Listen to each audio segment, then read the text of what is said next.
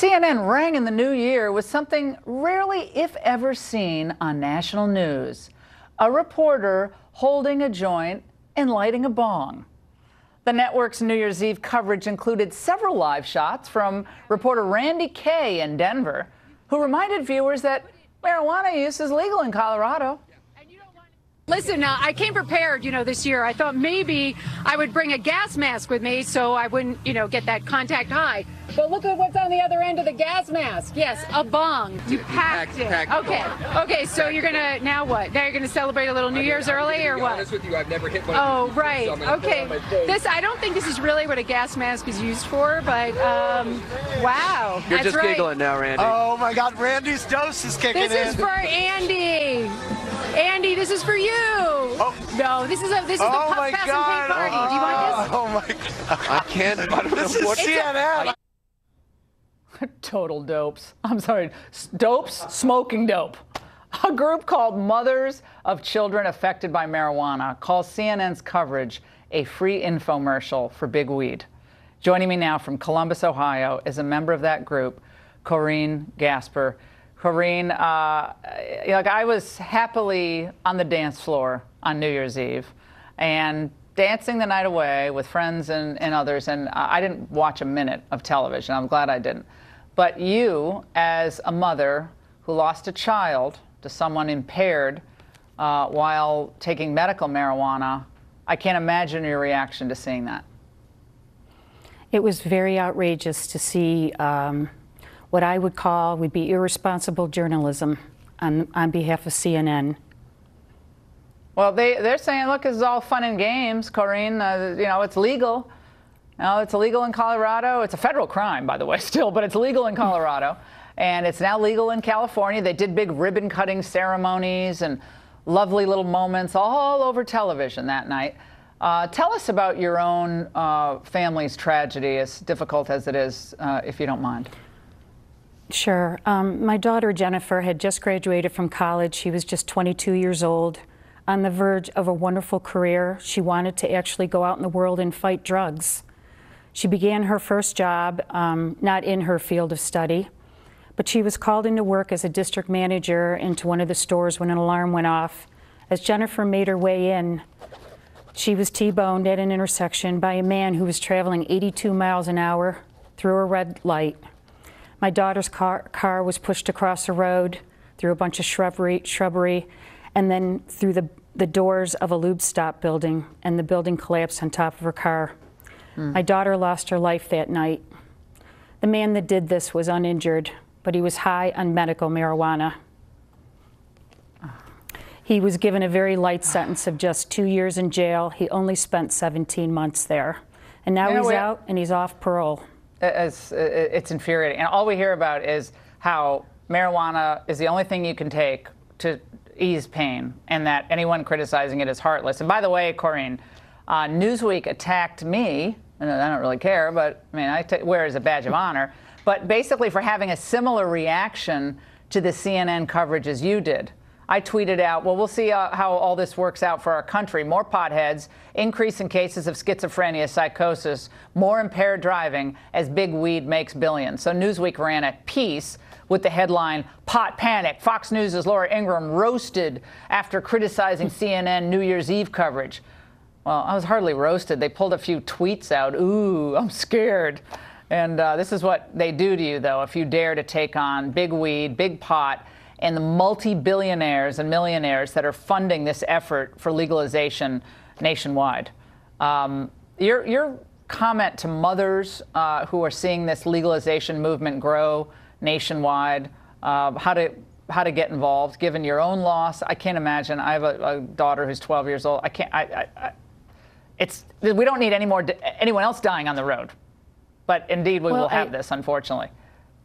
I do think that we need to contact our senators and our governors and our state officials and tell them that we need more education in this area. A lot of people are filled with misnomers that have been put out by the medical, the marijuana industry. And I definitely think that we need more education, because this isn't the weed from back in the 70s. This is a very powerful drug, and it causes psychosis and many other things in people that smoke it.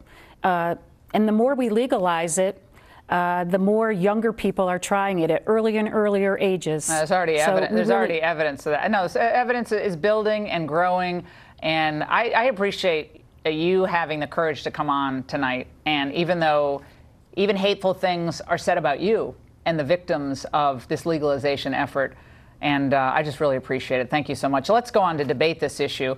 So is the question, is the ever-expanding legalization of recreational use of marijuana inevitable? Or is it just a blight on the nation that we should fight to actually reverse? Here in Washington with me is Will Jones of the group Smart Approaches to Marijuana, which opposes legalization, and Professor Chris Goldstein, who's in Philly. He is a legal marijuana advocate who teaches a class called Marijuana in the News at Temple University. I never got to take classes like that. That's a bummer, Professor. Let's start with you, Professor. So you're good on this legalization effort. We've already seen the evidence building. The American Academy of Pediatricians documenting what the use in young people of the effects of pot in young people. They're starting to try it at earlier and earlier ages. Young people tend to have a likelihood to get addicted in the way adults don't get addicted, perhaps to pot, the developing brain. Are you concerned about any of that? I'm certainly concerned that almost 100 years of prohibition has set us far back as far as education and science goes. You know, these stories about marijuana on the highways and even the questions that we do have about how marijuana affects the human body, we haven't been able to answer those because of prohibition. Now that marijuana is actually being legalized across the country and in states like California, which have a great academic infrastructure, we expect to maybe answer some of these questions. But the reason we don't have a roadside THC test is because of prohibition. We've been kept from doing any of the science involved. My concerns are more about educating the public in the right way and making sure that people understand that legal marijuana is not dangerous. It's not dangerous to the individual, not nearly as dangerous as the policy of prohibition has been for almost 100 years. Will? I mean, first of all, I don't like using the word prohibition because that's not a great analogy for what we have with marijuana. If you think about it, prohibition, the thing that comes to people's mind is what we had with alcohol. And what we have with marijuana and alcohol is not anyway analogous. We had stores, we had a whole industry that was around, and then we tried to shut it down. That was prohibition. Right now, except in now a few states that have tried to legalize, we don't have this huge industry that is ingrained in society. And our argument is that we don't want to see an industry that's going to profit off of addiction establish itself in our society.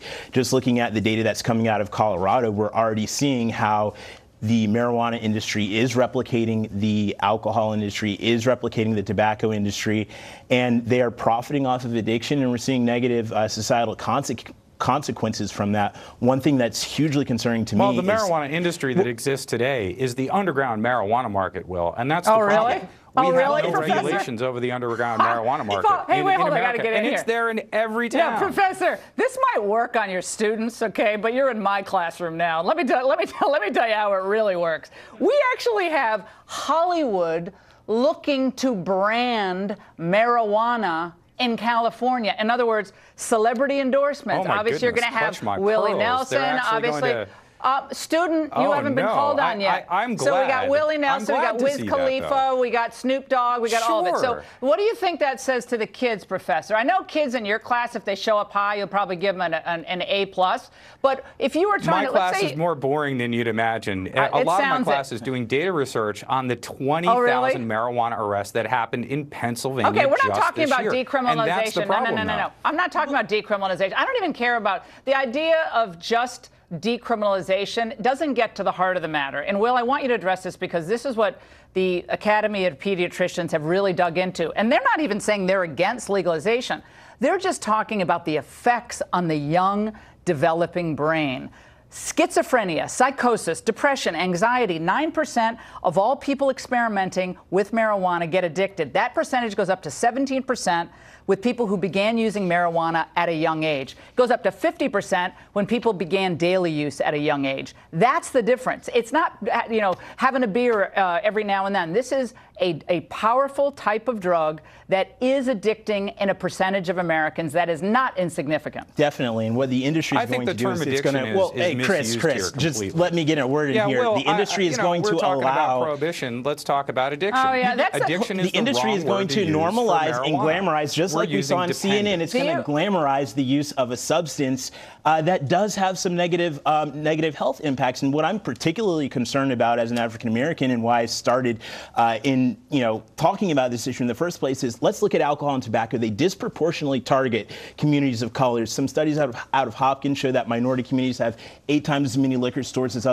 other communities. There's a negative health impact from that. When we look at what's happening in Denver, Colorado, there's 1 pot shop for every 43 residents in some of the minority communities in Denver, Colorado right now. If we want to talk about arrests, don't want the impact of the police in their community. All right, so let's talk about arrests then. I'm glad you brought up arrests. So what we've got. I'm glad you brought up arrests, about but look in advertising in Colorado. African American communities. We're talking about the police that in Philadelphia, the reason we decriminalized marijuana here, yeah, we gotta and one go, of the guys. reasons City we're Council up against took this a hard step. break. We'll have you both back though, because this is an issue that's going to percolate all through politics. Come on radio tomorrow with me. We just want to make sure that there's some marijuana on We want to make sure that we have real data. It's not absolutely. Just CNN but let me just say, you're glamorizing. Guys, we're out of time. By the way, another Clinton email saga. You guys will want to watch this. Stick around.